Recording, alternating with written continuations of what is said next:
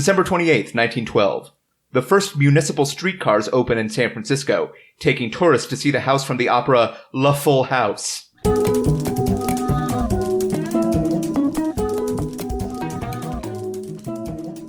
Welcome to The Revisionists. I hate myself. I'm Brian Flynn. I'm Zach Powers. And joining us for a very special episode, please welcome back Shannon Camp, everyone. Hi, I'm so happy to be here with you in person, Brian, instead of leaning in on the video call like usual. That's right. I'm still leaning in, though, because of the way everything's set up. Shannon's in Colorado. I'm still in Chicago. Yep. She went alone to the place that I'm from, and she has no connection to. No, I have a connection to it. I'm stealing your life. I'm stealing your family. Yeah. We talked about this. I'm sorry. We talked about this off air. She's you. I think is that what that movie was about? Yeah, I mean, it's like, why are you? It's like you're stealing bread out of a trash can. Like, great, take it. Like, what? Nobody wants this. Are you saying that Shannon is a raccoon? Sure. That was my elementary school. If you're stealing my life, my elementary school mascot was raccoons, so that's a thing you should know. What? I am a raccoon. I'm cute. I have great eye makeup and tiny little dexterous hands. Yes. It's a raccoon. Also, that other voice you heard was Jen Colick, who is also here. I'm in Chicago with Zach. Shannon and I just switched for the week. It's a wife swap. Classic. This is the wife swap episode of The Revisionists. I gotta go. Okay. ABC's wife swap. Nothing kinky. Don't worry. I can't believe that was a show. It was a show. Existed. Yeah. I mean, I saw it with my own eyes. It gave us that meme about the kid who only loves chicken nuggets.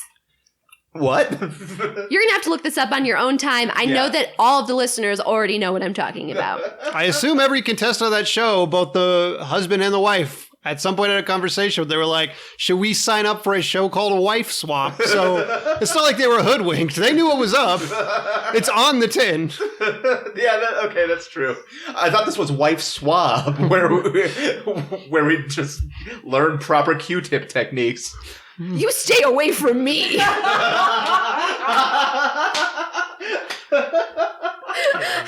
One person thought it was Wife Swamp, which is just a swamp that's full of wives. Drown under the water like that scene in Lord of the Rings. Oh, no. Oh, no. Maybe... It's a little more like my scene, honestly. I mean, if you were fucked up enough to sign up for Wife Swamp, then Wife Swamp is actually a step down. Then you're Alan Moore at that point, really. Yeah. Oh. On this podcast... On this podcast, we swap for significant others. We do some swapping. We swap Hell yeah, we do. the real history with bullshit banana crazy histories. We talk about one person or event or topic from history. And history stops being polite. One person gives we say government sanctioned. What we actually mean is the Wikipedia version of that person or event from history.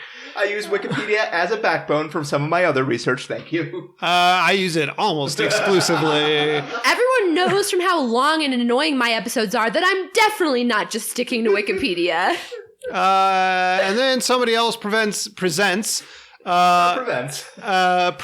that history from becoming the truth by giving us a crazy alternate version that could be as wild and fucked up as you like. It can have a wife swamp in it. It's whatever you want it to be. It can have a wife swap or a wife swamp or a wife swab. Or a wife swan. What about a wife... if you marry a swan. What about a wife squab when you cook up a pigeon? Yeah, so we could have that in it too. It's whatever you like. Christmas time.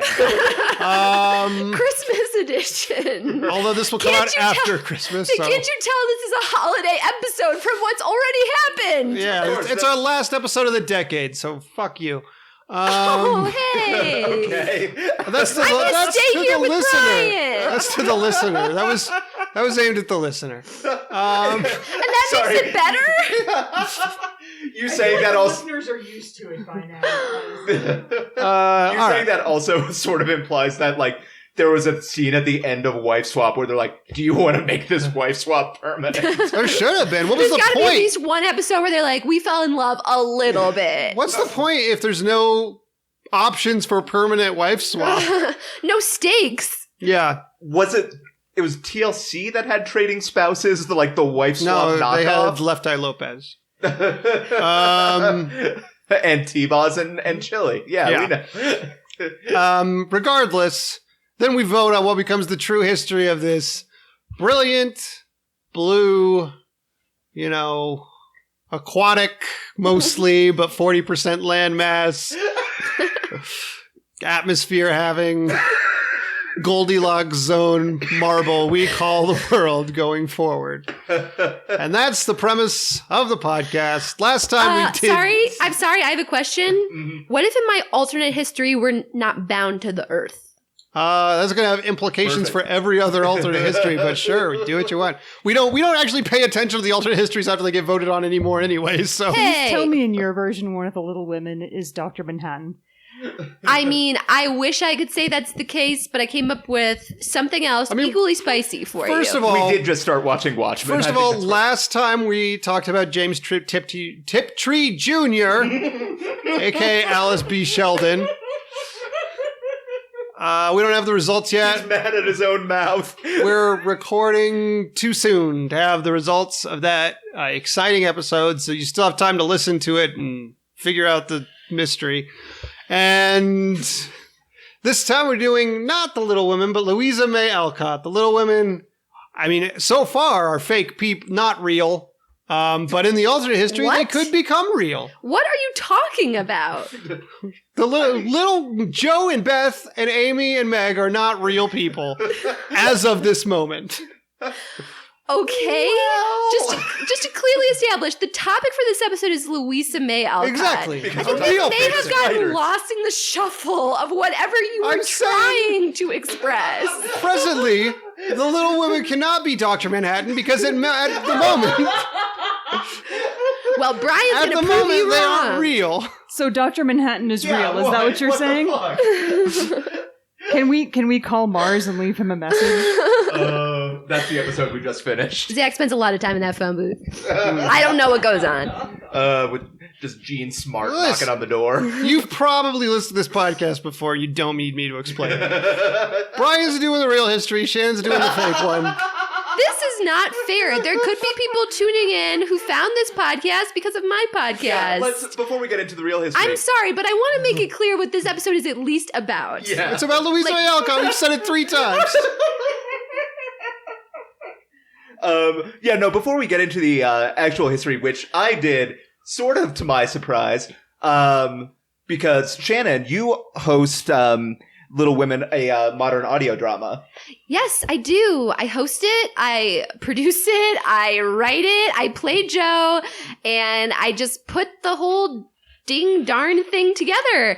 Unlike this podcast, it's family friendly. So if you're looking for a family... get your fucking family out of here. I'm 100% more drunk than I usually am also. You've had 3 sips of wine, so that's accurate. He's had Yes, 3 indeed. sips of wine from a tiny glass. It's a thimble. Small. He's doing a Tinkerbell serving today. But yeah, it's a family-friendly podcast, so if you're like, oh, this winter school break just won't end, I need someone to talk to my kids who's not me. It's the story of Little Women as performed by a full cast. The story unfolds episode by episode. All of our episodes are like 20 minutes long. I tried to keep them short because I know that a lot of times if you're a young person or if you're tuning in for just a little something, it's nice to keep it short. But yeah, at this point, you could binge a bunch of them if you so chose. And I chose not to do the real history, even though I'm extremely passionate about Louisa May Alcott and Little Women, because I also do, on top of all of that work, I also host nonfiction bonus episodes of the podcast where I interview people about historical or social subjects related to Little Women. And I'm so happy to be here doing something that's really different from either of those halves of my podcast. I came up with an alternate history for the first time for this show, and I'm so excited. I really am looking forward to it, just sharing it with you. Hell yeah. Which, great, I will. if there's any glaring holes in my actual history, please jump in and fill them in. Louisa Alcott, middle name unknown. Louisa May Alcott. I don't know. Was she or wasn't she? Was Let's born dig in. sometime in the 21st century? 8th century? I'm so glad you took the alternate, because when I thought maybe I would have to do it, that was as far as I got. It was just like the pun Louisa May Alcott, where she was just not certain of anything. Yeah, it's the day after Star Wars Day is Louisa May Alcott Day. I wish. What a treat. What a dream. But we all know that the official Louisa May Alcott holiday is Christmas. We're not celebrating Star Wars Day anymore. It's problematic. It's like Columbus Day. It's being changed. Being changed to Louisa May Alcott Day. I still have not seen the movie. I honestly might see Cats first. There's enough discussion of it on the internet. Yeah, please. I came here to get away from Star Wars discourse, not to dive into it. What about the Cats discourse? Can we get into the Cats? Except for Shannon's new history is there were Louisa Alcott was 3 people: Ray, Poe, and Finn. Oh no! She was actually an anthropomorphic cat. Oh, she was Jason Derulo as a cat. And Judi Dench apparently licking her CGI butt. I can't wait to see it. It'd be easy to throw Jellicle in there because it doesn't fucking mean anything. And everyone gets sent to the Heaviside layer. It's Cats. It makes no sense. Okay, Brian, go. So, want to say before I get started, my primary sources for this were, of course, Blessed Mother Wikipedia, the National Women's History Museum, and a couple of things from Mental Floss, which is a great magazine if you are on the toilet. So Louisa May Alcott was born November 29th, 1832, in Philadelphia, in what is now the neighborhood of Germantown. Shout out, that's where my dad went to college. Whoop, Brian's dad. That's maybe how you know it. It sounds like a musical from like the mid to like 2004. Is their mascot the Fightin' Joes? I wish it was. Oh, that's just sorry. I'm caught between like Urinetown and now like it's somewhere Avenue Q, Urinetown, that era. I mean, I went to elementary school where the mascot was the Fighting Irish, so it is like a little. Anyway. Their mascot was the Explorers, which kind of a letdown. She was the second of 4 sisters. Her older sister... Sound familiar? Did we discover in this episode both mine and Brian's elementary school mascots in the same episode? Or was that... No, that was while we were recording the episode proper. No, we haven't mentioned... Raccoons? Could someone isolate that audio so that Zach saying raccoons give me my new text alert? I see it in the waveform. It's we're gonna make that a ringtone. Oh man. Or a raccoon tone for when you see raccoons out. Avoid them. They are often rabid. Her older sister was Anna Bronson Alcott, and her 2 younger sisters were Elizabeth Sewell Alcott and Abigail May Alcott. Got the May in there twice, huh? Mm-hmm. Ran out of middle names. Well, because May was her mother's maiden name. Fair enough. May didn't name. God damn it. Okay. Well, actually, I was going to say they changed the youngest sister's name. She had a different middle name, or maybe it was Elizabeth, the third sister. They got mad at the person who they named her after, so they changed her middle name away from that woman's name. Like... Bronson and Abba Alcott, her parents, definitely would not let anything stop them from just being petty. You were Elizabeth H.H. Holmes Alcott, but we're putting an end to that. I'm mad at him. I love the pettiness of that. Like, I love that so much. Oh, hot timer's going off. Sorry, I'll cut around that. Sorry, baby. Oh, that's okay. We're also doing, like, dinner theater.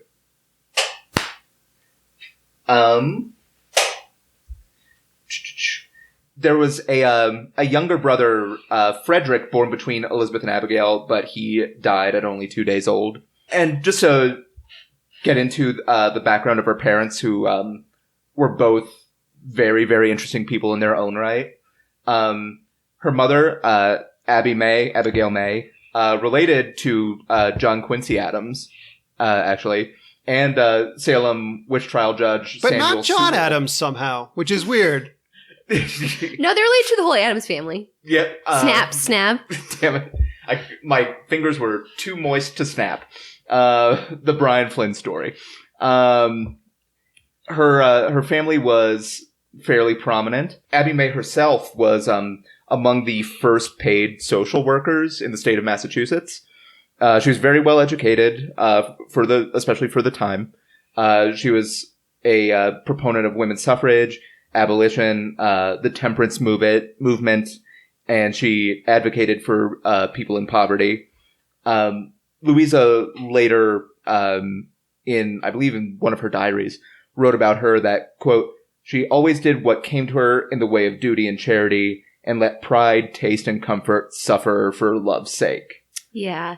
If you're listening to this and you are someone who already knows the story of Little Women and you're thinking, gosh, this sure does sound like the story of Little Women, you'll often see the book referred to as semi-autobiographical because it basically is, and ABBA is Marmee.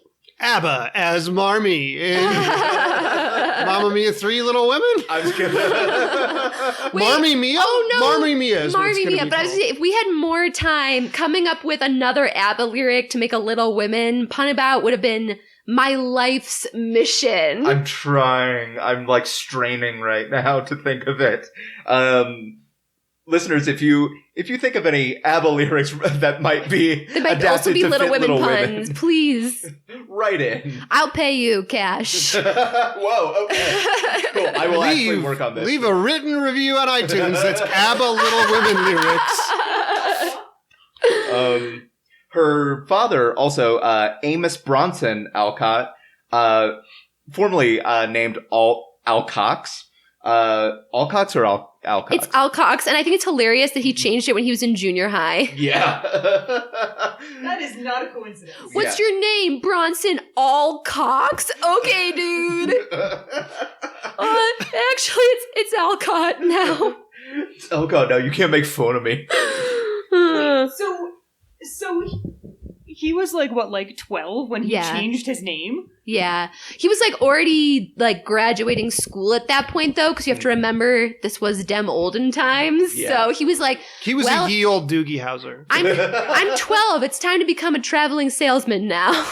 Back when Doogie Howser was a series of picaresque novels printed in the newspaper over the course of a year. About a soot-covered boy who had no choice but to try to heal people for a few scraps of food. Trying to just leech people at a very young age. This is way past the time of leeches. He was in fact a teacher and was sort of a reformer of the education system. He believed education shouldn't be painful for children. And there's a sort of disconnect though between what he advocated for in public life. How else you gonna learn though? No pain, no gain in knowledge, as the saying goes. As Zach whips a ruler across his waiting fingers.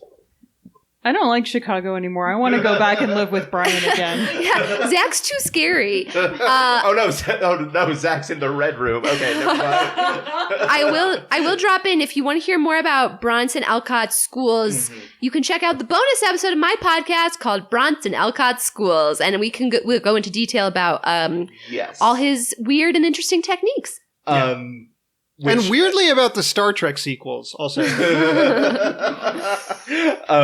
Which, definitely wanted to touch on him, but I didn't want to go into too much depth and focus on Louisa May more. But both of her parents' lives had huge influences on her. Oh, absolutely, yeah.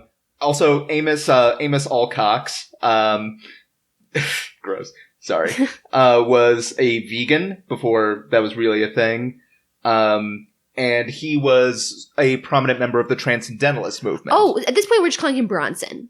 Bronson? Okay, perfect. Yeah. Now I just think of him as Tom Hardy.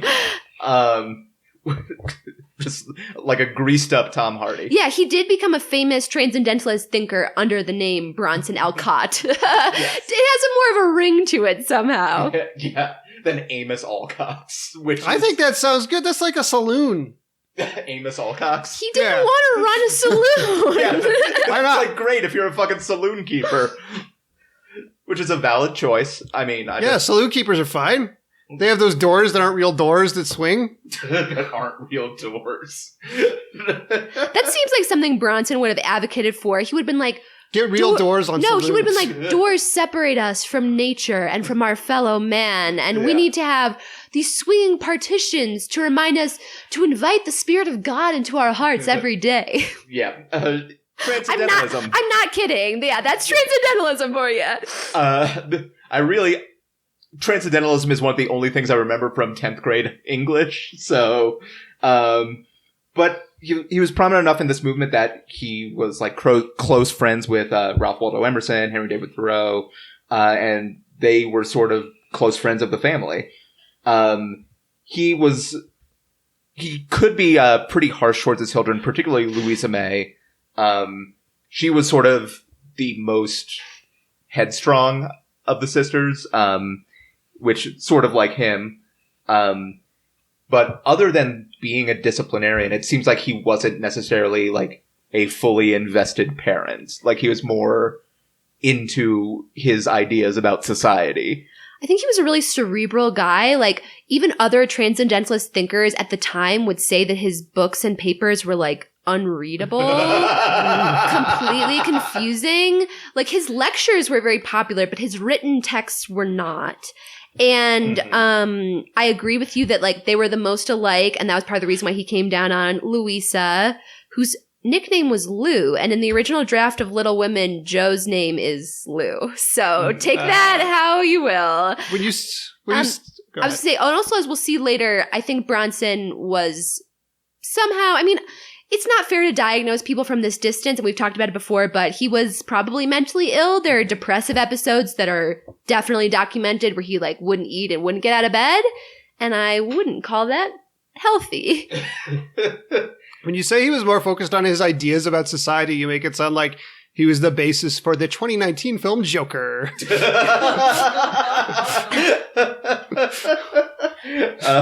The 2019 film Joker. Like, okay. He would have been into that. No, you don't. I can't quote Joker. I have not seen it. Just gonna try. Just gonna. This sounds like it'd be in throw a Joker. card at the board. And be like, Batman. Oh, Saul Batman. Yeah. Sorry.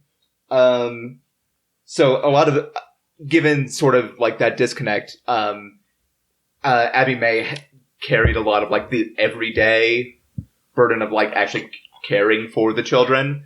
Also begging that prominent family for money. Yes. Yeah.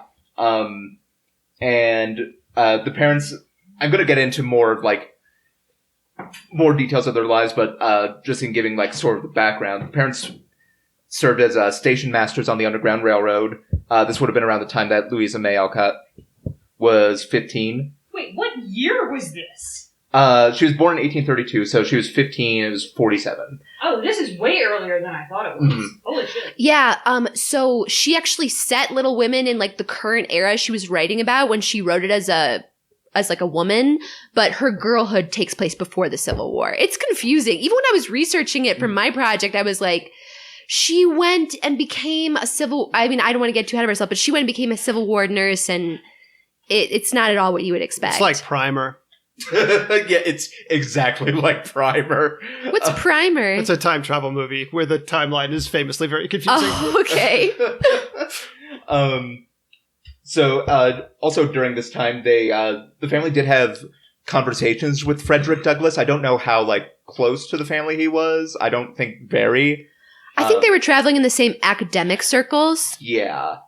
But Louisa May Alcott, she read, the Declaration of Sentiments, from the Seneca Falls Convention. Later on in her life, when, she was living in Concord, Massachusetts, the town made it legal for women to vote in local matters concerning education and children. Thanks! Yeah. Oh my god! Thank you! Oh my god!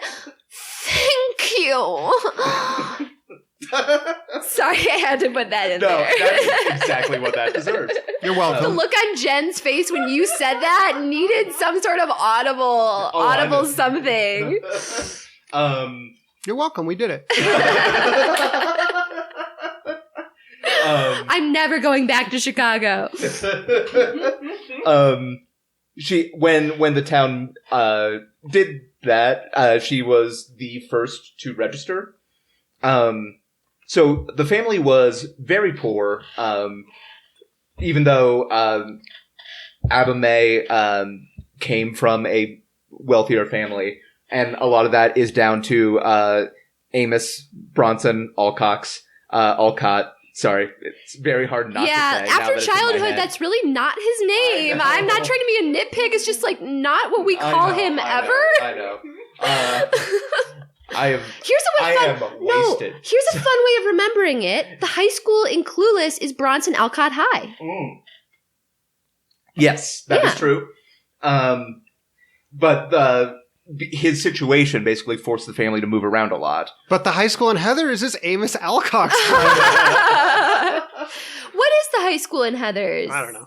No, we need to. No, don't look it up. Westerberg High. Westerberg. Sorry, got it. Never seen Heather's. Sorry. Could we shut down the podcast? Shut down.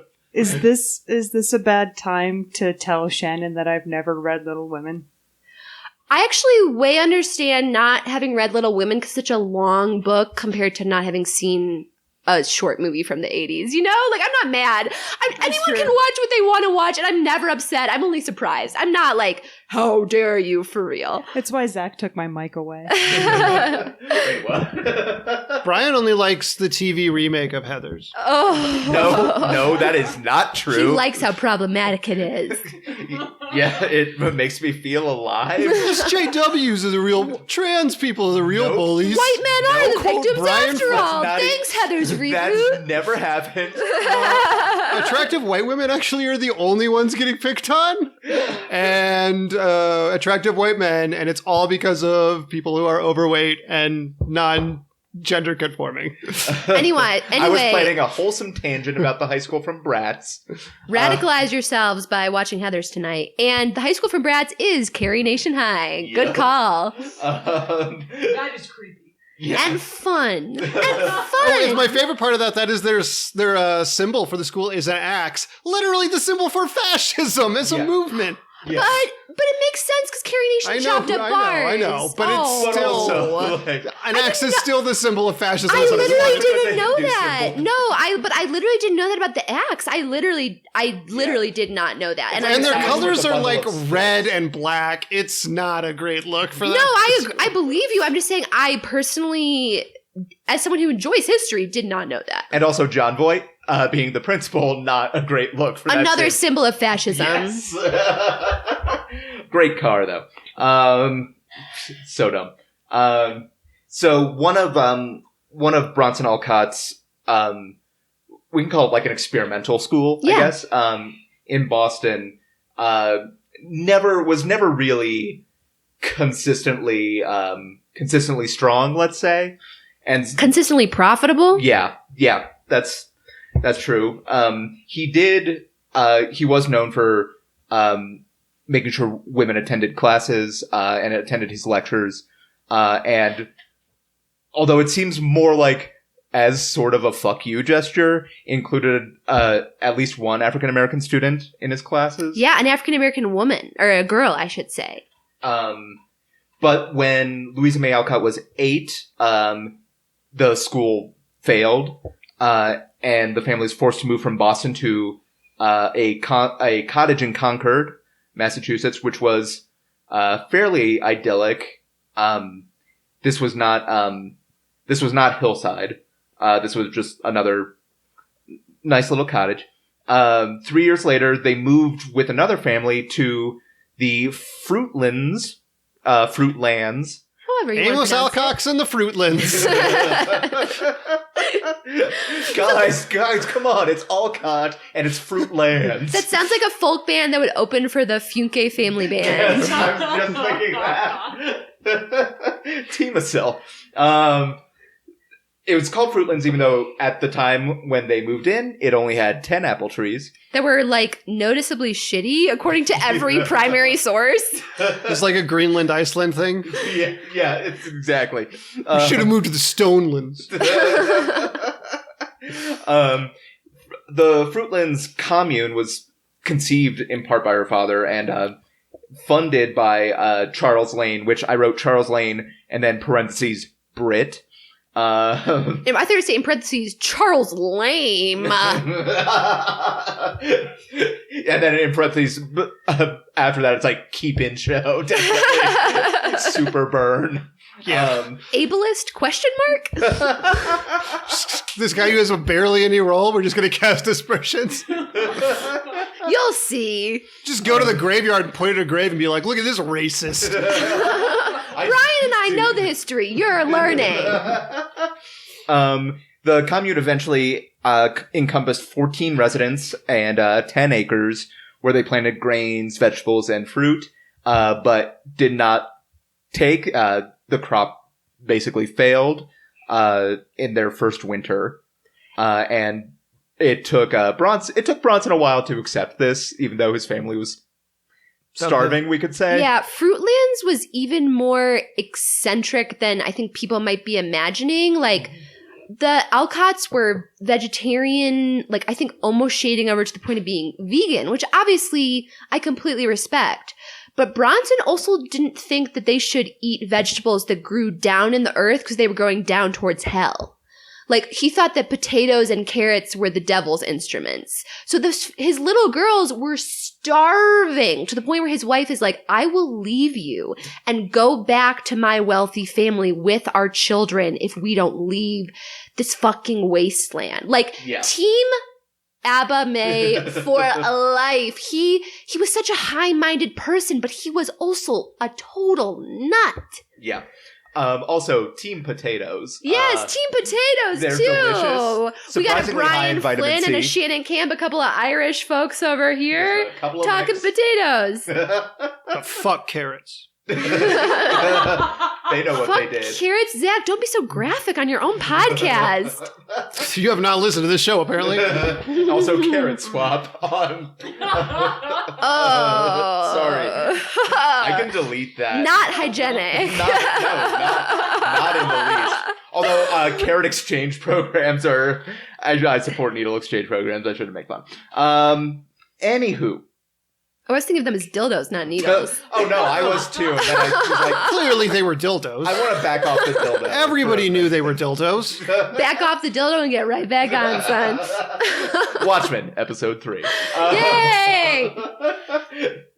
Also, I think I looked at Jen's face when that scene came up, and I'm trying to describe, I'm trying to conceive of your look when Sally Jupiter, not Sally Jupiter anymore, took that giant Dr. Manhattan dildo out of the case. I didn't. There was definitely a few seconds when I was like, what? Is that?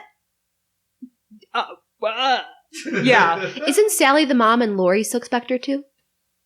Yes. Oh, yes. Yes. Silk Spectre. Yes. Sorry.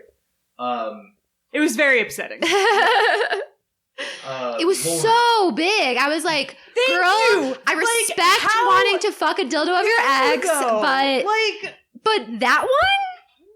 What? That model? Really?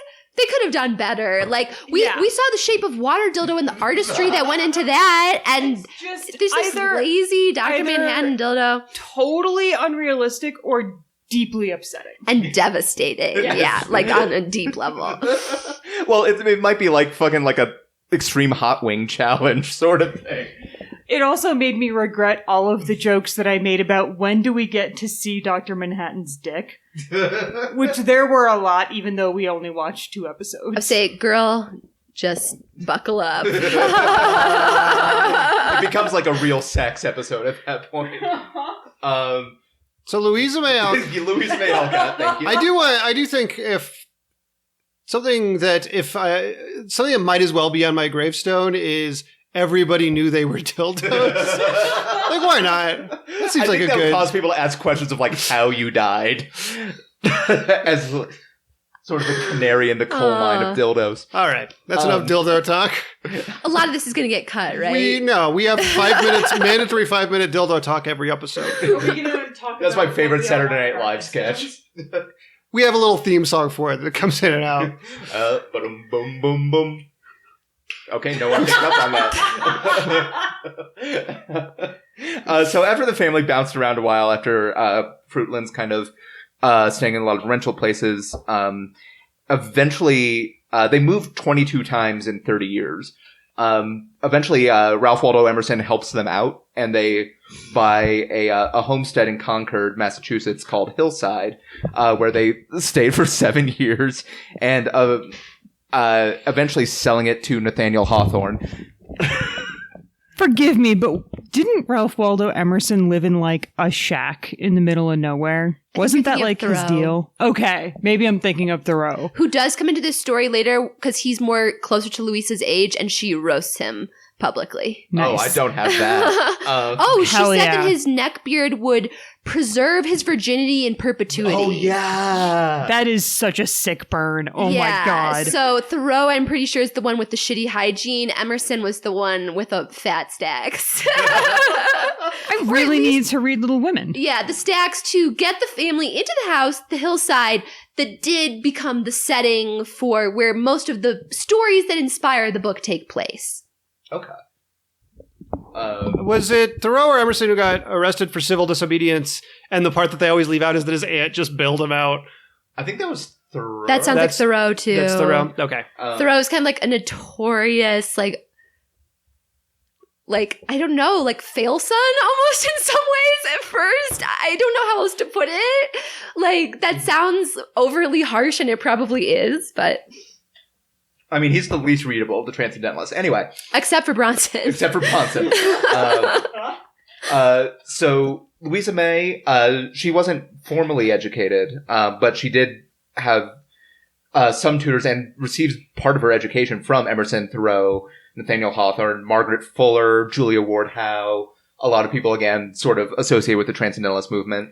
She was probably a lot more actually educated than even young men of the era who had formal schooling, because her parents, even her dad, who could be harsh on her, did encourage like a certain amount of free thought and creative expression that was unheard of for the time. Mm-hmm. Going with her education, though, the family's like level of poverty meant she was forced into work at an early age. She worked as a teacher, a seamstress, a governess, a domestic servant, and as a writer. Her sisters also worked primarily as seamstresses. Only May, the youngest, was able to attend school. Excuse me. I got wine burps. And sort of the pressure, in part, in her life, especially like the economic pressure her family faced, led her to like pursue writing as like a creative outlet. That's like oversimplifying it, but I think that was definitely part of the thing that pushed her. Her first book was actually a collection of short stories written for Ellen Emerson, Ralph Waldo Emerson's daughter, called Flower Fables, published in 1849. There were like 1,600 copies printed, and she ended up making like $35 from it. Which he was like, that's not a lot, but whatever. Not a direct quote. I mean, it counted for a lot more back then. Yeah. But don't get the wrong idea. Louisa definitely like cared about making money. She was a very creative spirit, but I agree with Brian that like as much as writing was an outlet for her in terms of her career as an author, she was like, pay me. And I love her for that. Like, she was leaning in way before Sheryl Sandberg. She was thrusting herself across the table like, give me that money. There was a quote I didn't write down where she talked about basically like, I don't want to be poor ever again. I don't blame her. If you grew up starving, Yeah, she's an inspiration for the Laura Dern character in Big Little Lies. I refuse to be not rich or whatever. Louisa's got a while before she can even say something like that. The 1850s, she spent a lot of time at the Boston Theater and started writing plays also. One play called The Rival Prima Donnas she wrote, but eventually burned because it was... What I read was sort of vague. It said it was inspiring like rivalry between the two actresses playing the leads, and she didn't want to like contribute to that, basically. So she just burned that shit. How odd, but nice. Yeah. It doesn't sound like her problem. I can understand that, though, as like a big sister who probably grew up her whole life solving other people's arguments. It's just instinct kicking in.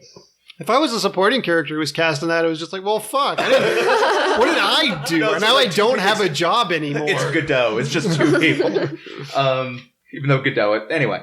Then in 1856, her sister Elizabeth comes down with scarlet fever while staying with a German family. Don't know why I wrote it down so specifically that it seems like I'm slamming Germans. No, that's all in Little Women. This is directly Beth goes to help German immigrants and gets sick, and that's when she That's what you get when you go down to Germantown. Also, fuck Germans. Oh my god. Oh, spicy. Spicy takes this episode. I know. I'm mostly German, I guess. I'm also part German, so we can all say it? Question mark. Yeah, I mean, also fuck Germans, because they would say it too. They're okay now. So she recovers, but she's weakened and sort of begins a slow decline. And in early 1858, takes a turn for the worse.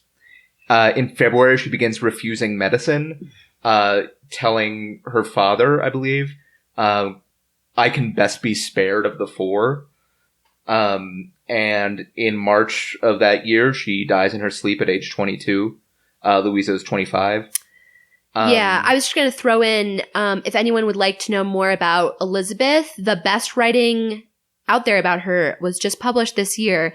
Carmen Maria Machado wrote an essay about her. I cannot recommend it highly enough. I won't say any more. That sounds amazing. But also, I'm wondering, like, what year was this? This was like mid-1800s? 58. Like, how much good was medicine doing her in the first place? Probably torturing her. It was probably a hell. It was probably like treatments. leeches and mercury. Like, Also- she's probably better off. I'll get to Mercury. It's entirely possible also that mental illness ran in the family, and more than Bronson struggled with depressive episodes that could lay them extremely low. Also, we should just like fuck up. If you're trying not to, if you've never read Little Women, you were waiting to watch the movie, didn't want to spoil. Oh yes. Yeah, basically a spoiler tag on this episode. You had 151 years. Also, I knew that, like, no, you didn't spoil anything for me because I knew that because of the Friends episode where Rachel gets Joey to read Little Women and she reads The Shining, and they have a fight and they just yell spoilers at each other. So I knew that Beth died. I mean, I think it's known. It's a very well-known story. Also, yeah, it's been like 150 years. Yeah. I've had time. You haven't been alive 150 years, though. You don't know Or that. has You've she? only had. No, but I've had like 30 years. I mean, that's enough. Anyway, Can't spoil Psycho for a baby just because it's. You're right. You can't spoil Psycho for a baby. Tell a baby the plot of Psycho. They'll be fine. They're a baby. We can actually do this experiment soon. Yep. Yeah. So my sister's having another baby. I was like, Oh, yeah, it was like, what? we were both looked at Jen like, is there something we don't know? As she knocks back that red wine. Post an Instagram story of me smoking. Betty Draper style, just doing it up. So back to the sister dying. So this is from Louisa's journal. My dear Beth died at 3 a.m. after 2 years of patient pain. Last week she put her work away, saying the needle was too heavy. Saturday she slept and at midnight became unconscious. quietly breathing her life away till 3. Then with one last look of her beautiful eyes, she was gone. And some of that, specifically, the remark about the needle being too heavy is directly in Little Women. Yeah. Even hearing you read it, I got choked up. This story is so close to my heart, and it is almost unbelievable as someone who's been a fan of the book my whole childhood and life beyond that, how just like much of it is based in real events. It's amazing. And that same year, her older sister, Anna, got married. So with one sister dying and the other getting married, it's sort of the breaking up of their sisterhood. And then in 1860, she begins writing for Atlantic Monthly. And then the Civil War breaks out. And she volunteers as a nurse in like Washington, D.C. But after 6 weeks, after not that long a time, she comes down with typhoid, and nearly dies. Also, fuck Italy. Oh my god. There's a great book called Louisa on the Front Lines for anyone who's interested in learning more about her time as a nurse. Mm-hmm. Because in those 6 weeks, she was actually very impactful and they were impactful on her. So yeah, I mean, I will get into it, but it's a really cool book if you want to know more about one specific Civil War nurse and her very detailed primary source writings. Well, and just for reference as we go on, a list of countries that Jen is okay with. We got Syria. We got North Korea. Oh my god, are you Tulsi Gabbard? No, she peels off her mask. It was Tulsi all along. Oh, thank god. She's running for president and is okay with torture and homophobia. That doesn't sound like me. No, I would never. She's got kind of a Cruella de Vil hair thing going on. That sounds a little cool. She just got like it's more like DeVille Rogue. Code of Dalmatians. It's like Rogue from X-Men. She's like a streak of white in her hair, but she's also crazy. Yeah, she's got like a inverted Jay Leno. Yeah. So some of Louisa May's letters and some of her letters home were published in a Boston area abolitionist newspaper, and she wrote a fictionalized version of her time as a nurse, which was published in 1863 as Hospital Sketches, which is around the same time that she first sort of began receiving a lot of critical notice. Hospital Sketches was a minor success. Her father panned it. Yeah. Yeah. What did he say? He said it has nothing of it in you that like shows the goodness of you at all, like as a writer or a person. Like he truly, I feel like he was jealous of her almost maybe in some way. Like he could not handle her success, at least at first. I think eventually he did come around to Little Women itself. Well, clearly he was also a really shitty writer himself. Oh, so yeah. like... His writings are literally unintelligible. At the time, they were considered dense. Now they're considered obsolete. Mm-hmm. I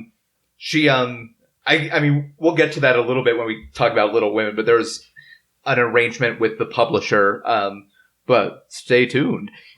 She wrote sort of like pulp suspense novels under the pen name A.M. Bernard. One of them was A Long Fatal Love Chase, which is about a woman who sells her soul for love, but finds that the man she falls for is actually the devil. And another one, Pauline's Passion and Punishment. And then around the same time, she anonymously published a modern... Almost. I thought if I just moved on, no one would notice. Anonymously published A Modern Mephistopheles. Got that one right. In 1875. Which was... Some people around the same time falsely attributed that to Julian Hawthorne, Nathaniel's son. But nah. Typical. Nepotism.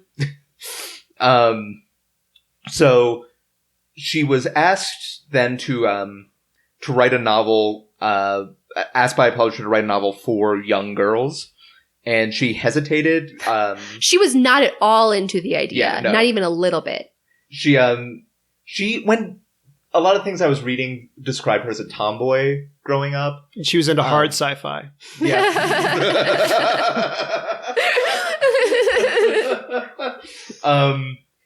Which it's like a weird term to use because it's not necessarily pejorative, but I feel like in the way it's used in the context of the time could be for just like any girl who's outside like the typical like gender norms. Yeah. Which Jo as a character very much is. Yes. For better or for worse. And there's been a lot of discussion on all sides about what that means for her as a character and what that means about Louisa May Alcott. Mm-hmm. I don't know if you have any of this in your notes, but there has been speculation over the years about her sexuality. She may have been a queer woman. She may not have been. We'll never know. But I just wanted to put that out there as a possibility because it's very easy to look at all these figures. I do the same thing through a very like heterosexual lens. I mean, skipping ahead a little bit, there is like a quote from an interview she did where she said, "I am more than half persuaded that I'm a man's soul put by some freak of nature into a woman's body, because I've fallen in love with so many pretty girls and never once the least bit with any man." Which there's also reference that she deleted from her diaries about time she spent in Europe and having sort of a romance when she was a teenager with like a Polish teen. Yeah, named Laddie, which sounds awfully like Lori. So unfortunately, her own writings kind of contradict themselves. She'll write about having had affairs with young men. She'll write about never having been in love with men. So it's just so interesting. I just wanted to throw that out there. I really am fascinated by her. And I mean, it seems like some of the mentions, at least the ones that I found of her relationships with men, came from when she was like a teen. Yeah, it was definitely her younger life. And she could have been bisexual too. Yeah. Like it's not an either or situation. This sort of comes up when you're talking about Alice Sheldon too, yes. Where like you don't have the same cultural understanding and also language to describe certain things. Exactly. When these people are alive and sort of struggling with their own, ideas about how they want to interact with the world. And so there's not really an answer. Exactly. Which is like frustrating, but also really interesting. I'm okay with the ambiguity because I think she was a private person and she wouldn't have wanted us to know either way. I just think it's a really interesting factor since Little Women is so beloved that it's been dissected at this point from just every different possible lens. Mm-hmm.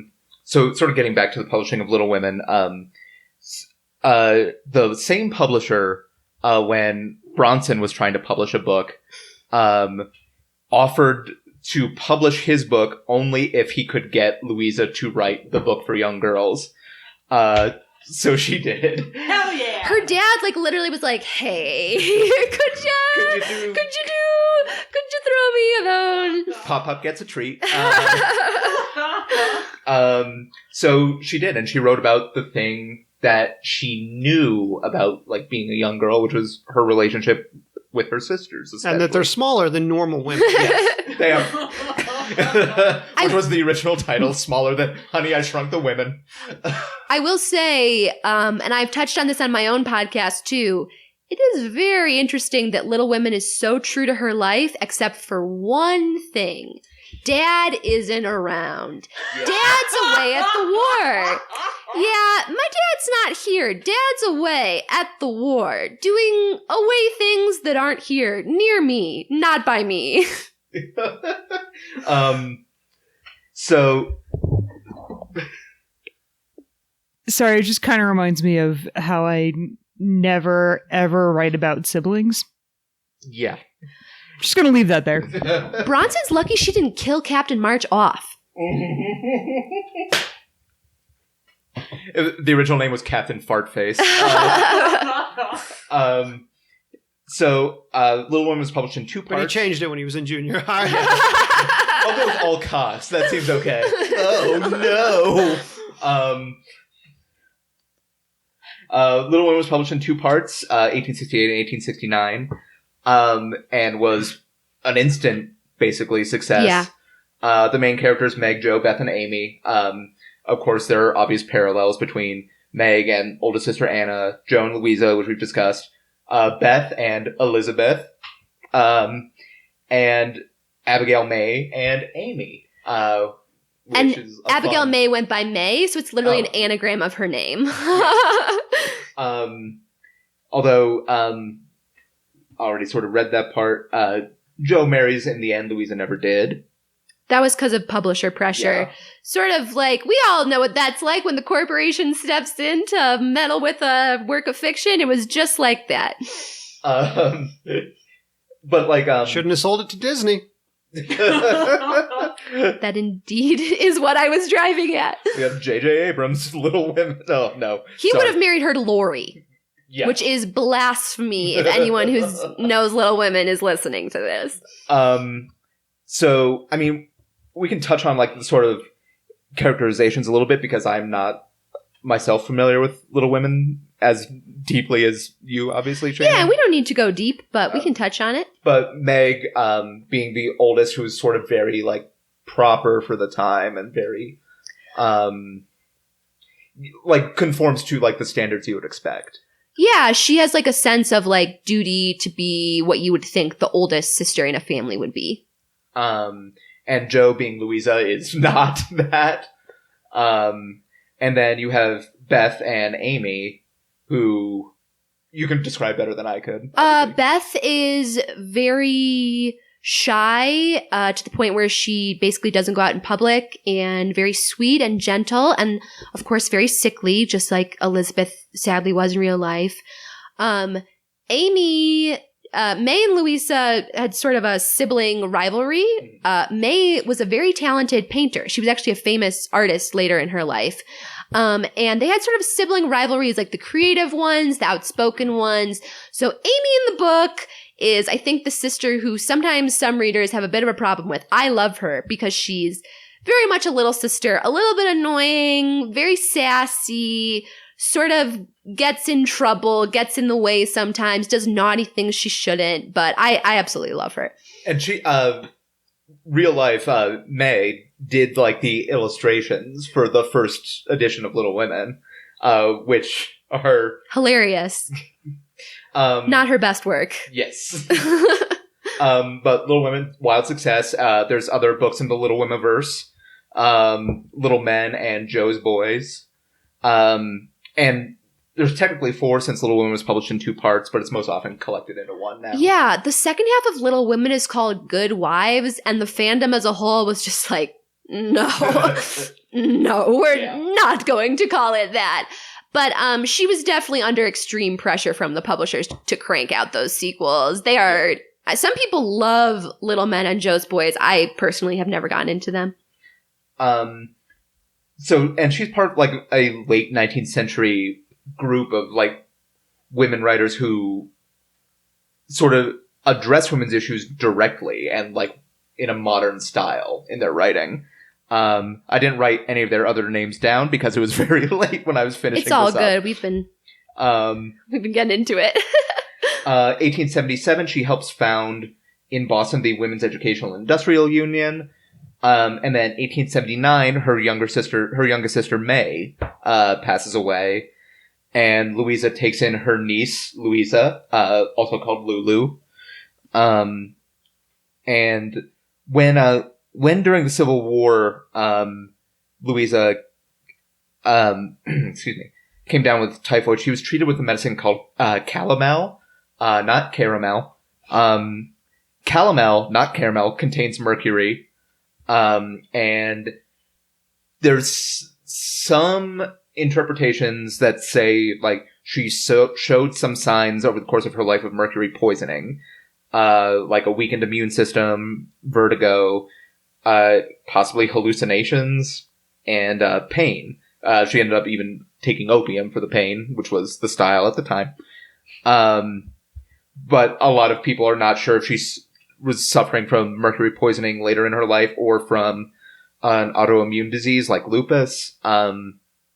But she was definitely dealing with like a lot of those symptoms. And then in 1888, she dies of a stroke when her niece Lulu is 8. Oh. and she is buried in Sleepy Hollow Cemetery near the graves of Emerson, Hawthorne, and Thoreau. And Bronson died 3 days before her, and he said, "Come with me," and she said, "I wish I could." Yeah. That's some Sleepy Hollow shit for you right there. Yeah. I mean, like, it's interesting they had such a fraught relationship, but he loved Little Women. I wonder if it was because, like, for one, the dad is like a heroic and benevolent figure in a way that honestly Bronson never fully achieved in his life. And for two, she was writing about like real family incidents that I think he couldn't have helped but feel fond about. He did apparently, like, after the publication of Little Women, publicly, like, publish a poem praising her. A lot of P's in that. The patriarch published a poem praising his progeny. Pronto, post-publication. Poppers. Sorry. And that's the weird note to end on for the actual history of Louisa May Alcott. All right. So many P's.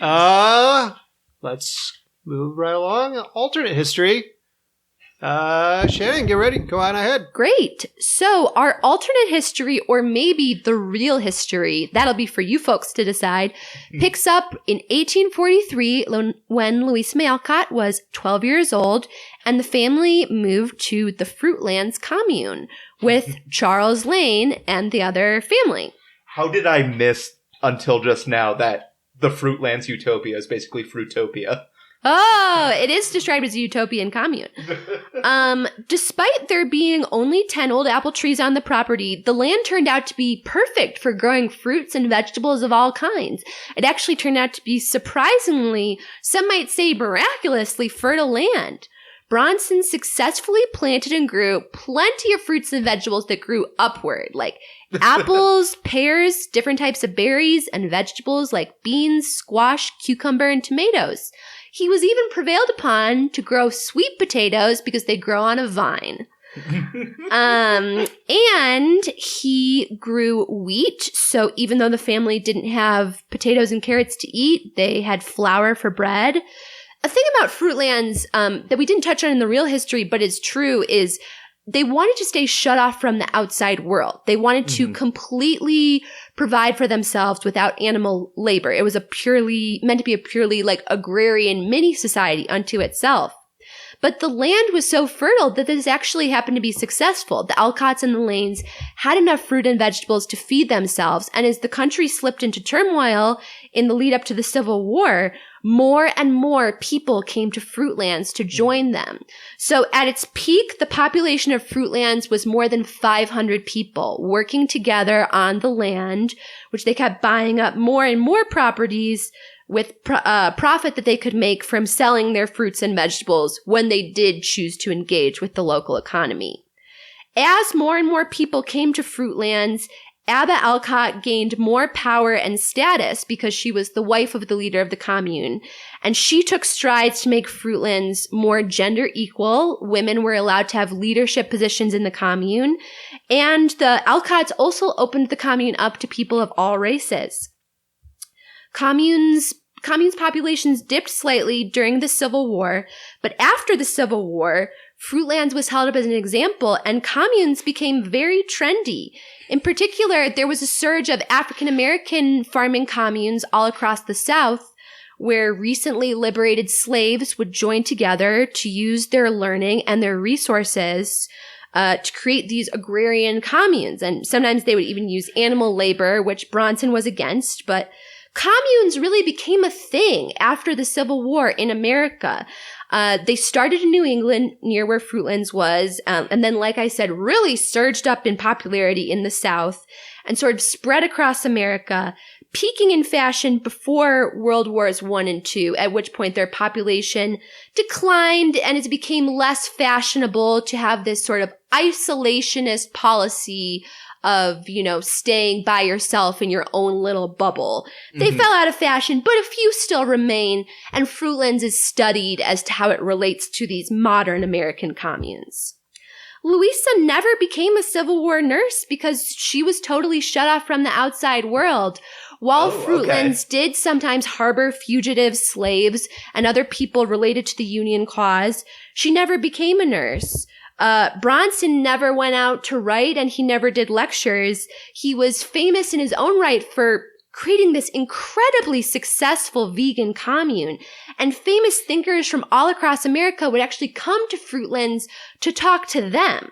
So they didn't really go out into the world. And Louisa would talk to all these famous thinkers, and she became really inspired to do creative writing in her downtime from all this intense farm work they were doing. And she started publishing short stories under a male pen name.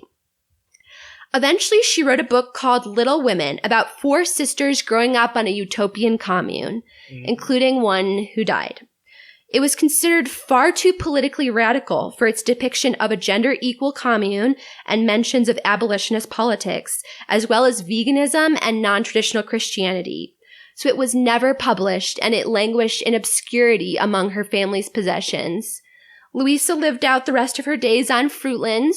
She may have had romantic relationships with men or women because hundreds of people came in and out of the commune of all different backgrounds and religious and political beliefs. So we'll just never know. But she did. And Fruitlands, like she everyone's. did. Yeah, everyone wants to stop by Fruitlands at least once in their life. It was They called it considered like Fucklands. That was the colloquial name. Sort of what I was- quintessential Americana, because it really sparked this whole movement. So yeah, she lived an interesting life on the commune, but never really achieved success as a writer. She also never adopted her niece because her younger sister, May, never married a European husband and went to live in Europe where she contracted the disease that would kill her.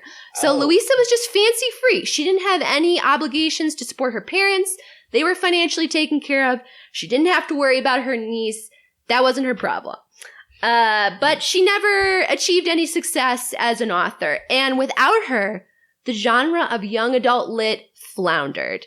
This was considered the dark ages of children's literature because there were no good options for children, especially young women, to read about where they could have role models or inspiration. So it wasn't until more of the early 1900s with books like the Oz series and Anne of Green Gables coming from Canada where girls finally started to have some amazing young women role models. And the absence of Little Women, let's just say, it was really felt in this alternate timeline. Then in the 1960s, with the whole, hippie culture taking rise, there was a renewed interest in... Sorry, you said that like a concerned parent of oh, the 1960s. No, I mean, it's a good thing. With a resurgence of interest in this sort of thing, there's renewed interest in Bronson, Alcott, and Fruitlands. So even though the family was like barely known at all, scholars kind of rediscover Bronson and Abba Alcott in the 1960s. And when someone who's writing a book about Fruitlands is at the property looking through old historical artifacts, they find an old, rotting, battered handwritten manuscript called Little Women. At that point in the 1960s, Little Women is published for the first time ever. It's considered to be incredibly radical for its politics, just like it was in its time. And it's a cult smash hit that's mentioned alongside other counterculture books like On the Road and Howl because it's so unique and its politics are so wild and out there. To be fair, it's probably also better than On the Road and Howl. It's adopted by the Jesus movement and other hippie Christianity sects during the 60s and 70s for its non-traditional Christianity. And quotes from this commune version of Little Women are at times, sadly, even taken out of context and used as pro-cult propaganda by cults. That's why the commentators at Fox News hate Little Women. Considered to be one of the most disgusting and inappropriate books for young women published by the right. The left obviously still loves it as a classic. Today, it's considered hugely ahead of its time. Of course, we all remember the first mini-series of the story was made in the 1970s on the heels of the success of the publication of the book. Then there were movie versions in the 80s and 90s, as well as a rock musical that was similar to Hair. And then Little Women fatigue set in. So there has been a version of Little Women since the 90s. And that's all. There's not a version where they're all cats by any chance. Not yet. Okay. Little kittens. Oh, I like it. little kittens. Shannon, thank you. Yeah. You're welcome. That's my version of What If Little Women Weren't Published in Its Time. Before we move on, I just want to say we talked about you maybe leaving a little written review, listeners. Why don't you take the time to do that on your podcast service of choice? iTunes, Spotify, Google Play. Does Spotify have reviews? I don't know. You can subscribe on it. I use the Apple. I think it's podcast. basically just iTunes. Pretty much Yeah. iTunes, people. But if you can leave a review, do it. It's super helpful, and my voice just cracked. Hey, writing reviews helps me go through puberty, so why don't you do it? I'm way overdue. Doesn't the judge need to judge which one of us is worthy? Oh, That's yes. the very last thing. I think you may have forgotten part of your podcast. No, we do that after plugs. Oh, after you beg for reviews? Yes. Okay. Because people will just turn it off. Yeah, that's the theory. So you can also find us at revisionistpodcast.com, where you can write us a letter or look at our pictures or find us on Facebook, Twitter, or Instagram. My brain is broken. What? I've been taking pictures. Oh, thank you. Willow features heavily. Yes, as it should be. Shannon, you want to plug the podcast one more time? Yeah, so you can check out Little Women, a modern audio drama, which, as I mentioned, really extensively covers the story, both in like an episode-by-episode format and some family-friendly nonfiction interviews. And you can find all the info you need about that at www.littlewomenpodcast.com. Awesome. Zach, did you want to mention anything? I'm also on that, so there you go. Yeah, Zach's on that, and he helps me a lot with it, and it's great. I'm trying to think if I have anything. Yeah, I mean, I'll plug some $5 wine. It did us right. It's true. I am totally drunkified. Great. So dumb. I'm going to put all the knives away. Thank you. Put these stove away. Put the sharp cats Put the away. mercury away. Oh, it's so tasty. I can bring it all back around. I don't think I have anything to plug right now. So I believe judgment falls to Zach.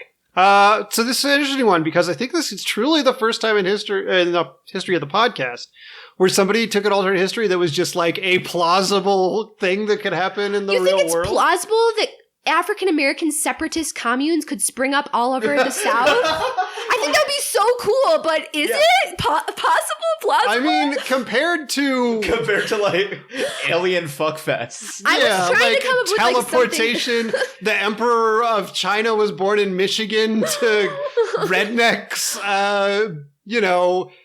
George Washington was 2 kids on a long coat. Yeah, this is... I thought I was so out there with my take. No, this is by far the most plausible alternate history that has ever been on the show, I think. Brian, do you agree with that? I tend to agree, yes. You described it as spicy when you walked in, and I was like, cool, let's see what spicy means in this context. You're the one who called it fucklins. Oh, that's true. Yeah, that's not part of... That was something we added. It was implied. It's value added. It could be fucklins now. I actually thought when you started talking about like all the commune stuff, I was afraid you were going to go in like a direction of like the Bhagwan Sri Rajneesh cults. Like, I was thinking, like, are they gonna all, like... I could have, but honestly, it wasn't in me to come up with something that harsh, I like think. yours better, honestly. Honestly, because there's no murder. But the idea to me of a world where we don't get good young adult lit for another 40 years is sad. Like, I know that sounds like, oh, nothing, but that's like generations of girls who didn't have anyone or anything. But you also like introduced that. like a utopian commune movement. I know. I prefer my version where people could live free in utopian communes. I'm saying I tried to balance like good and bad things. I give up. No. It is like in many aspects better than our current reality. The butterfly effect. What about the butterfly effect? Oh, butterfly effect does not exist in this universe. Yeah, Ashton Kutcher didn't sign on, so it kind of fell apart. I was trying to make Louisa's wings flap in the Amazon, goddammit. Yeah. I mean, like, our Jack the Ripper mini, like, contest ended with, I think, someone who kept having accidents where they accidentally butchered people. Like, they started as a barber and then became something else. Well, then, like, if I'm ever on this again, I'm going to play to win. I'm going to come in with something I'm not saying you didn't win. bonkers. We haven't made the judgment yet. I'm just saying it is the most plausible actual history. And I'm saying that's valid. I like that. No. Spicy, but it could be spicier. Yeah. I mean, it's usually fuckboy comedians. So what do you want? You got a fuck girl comedian this time. Deal with it. I'm also definitely voting for yours. Oh, yeah. I you're was going to sweet. say, I learned in the real history the greatest gift that a man can bestow on a woman is when it comes to matters relating to women and children, and this is both, to give women the power to vote. And I was thinking Jen should have the power to vote. That's the most condescending reason ever. Boo! This is now a booing of you.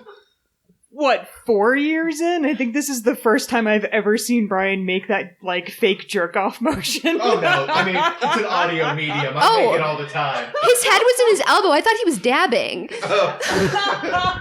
No, I can't Way more unlikely. I can't look at the jack-off motion because it's so obscene, so I kind of hide my Brian eyes. dabs every episode. It's true. We'll give two. Okay, so Jen's vote counts, and I I'll hurt vote for the myself. alternate too. We'll vote 2 votes for the alternate. It's going to get an I extra agree. head start. Listeners, you can have your say. There's going to be a poll on Instagram next Wednesday, whatever date that is. I didn't look it up. 31st? No. The 1st. Yes, the first. New Year's year, Day? new poll. So check that Votes out. for women in 2020. Yeah. Please vote for a woman in 2020, guys. Jesus fucking Christ. As always, before you vote in our poll, fill out the survey that says whether you're a man or a woman so we know whether to count your vote. Okay. For everyone here, You're only counting women's votes, right? Sure. For everyone here at the Revisionist, I'm Brian Flynn. I'm Zach Powers. Shannon, thank you. Jen, thank you. You're welcome. Have a good time.